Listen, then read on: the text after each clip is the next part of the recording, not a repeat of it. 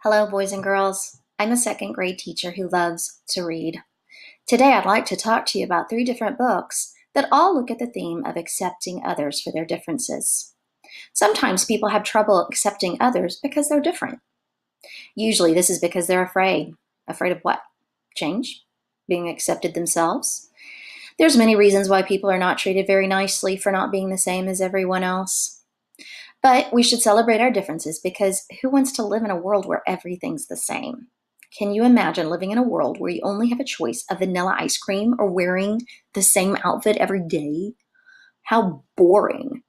That's why I chose to read 3 different books about being different and how that is okay. The first book I'd like to talk to you about is a picture book called The Sissy Duckling by Harvey Fierstein. Have you ever heard of the story of the ugly duckling? You know how the duckling was considered ugly, but grew into a beautiful swan? Well, this is the story of Elmer, a duck that's considered a sissy by everyone, even his own father. When other ducks liked to build forts, he'd rather bake. When the others went to play ball, he'd like to put on the halftime show. One night, after being put to bed, Elmer overhears his parents talking and his father asking why Elmer can't be like the other ducks. He thinks all the other ducks will call him a sissy. The next day, Elmer asks his mother what the word sissy means, and his mother explains that it is an ugly way of saying that others don't think you do things the way that you should. She goes on to tell Elmer not to worry, because someday he'll maze them all. When Elmer has to face the school bully, things do not go well for him, and brokenhearted, Elmer packs his belongings to find his own place far away from the other ducks. Well, as the ducks start to fly south for the winter, a terrible thing happens. The ducks are hunted down, and Elmer finds his own father as one of the ducks who's been wounded. Read to find out how Elmer amazes the whole flock of ducks, and everyone comes to admire Elmer for just being himself. The next book I'd like to introduce you is a kind of biography called Different Like Me, My Book of Autism Heroes, written by Jennifer Elder.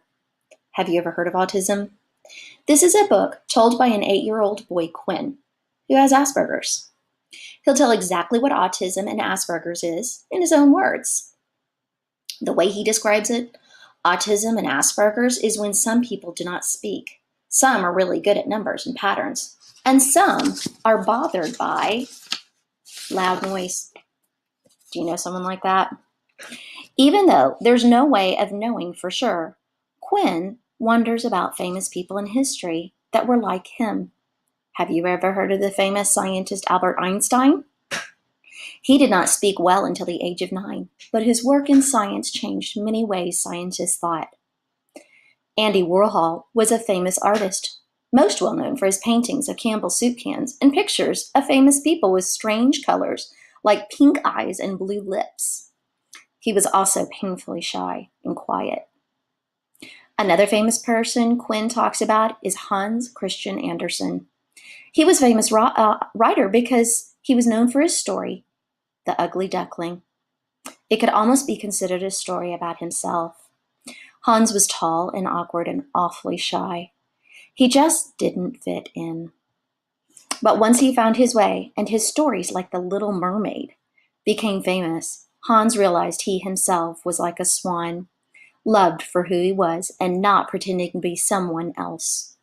There are several other famous people in history who might have had Asperger's syndrome or autism, but no one knows for sure since it was not given a name until the 1940s. Quinn speculates other famous people might have been like him because of their shy, awkward ways, or their ability to really get involved in something that they're never really distracted from, not easily.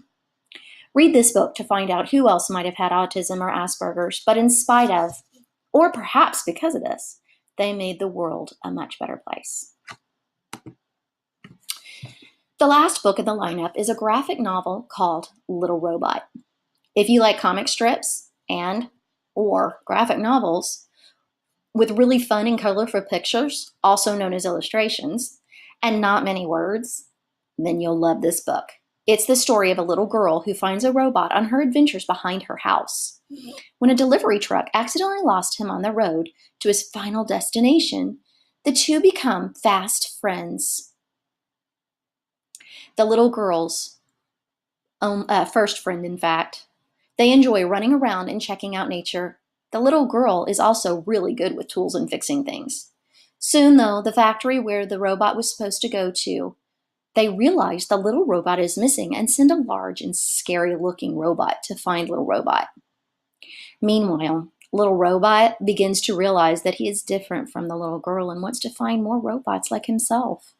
Hurt and upset, the little girl locks little robot in an old car and runs to the junkyard to make what looks like other robots out of bits and pieces from the junkyard. Makes sense.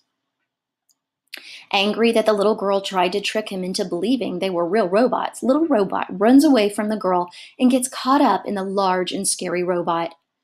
What will happen to the little robot? Will the girl and the little robot ever see each other again? Read to find out in the fun story about best friends who don't have to be exactly the same in order to enjoy each other's company.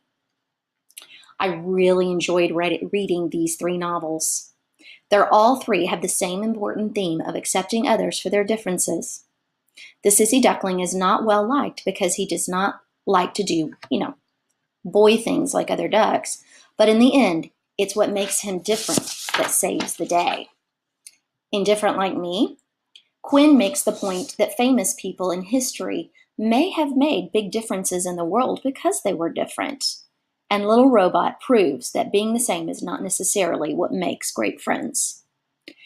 Come to the library to check out these great stories and many others. Let's hit the books reading. Thanks for watching.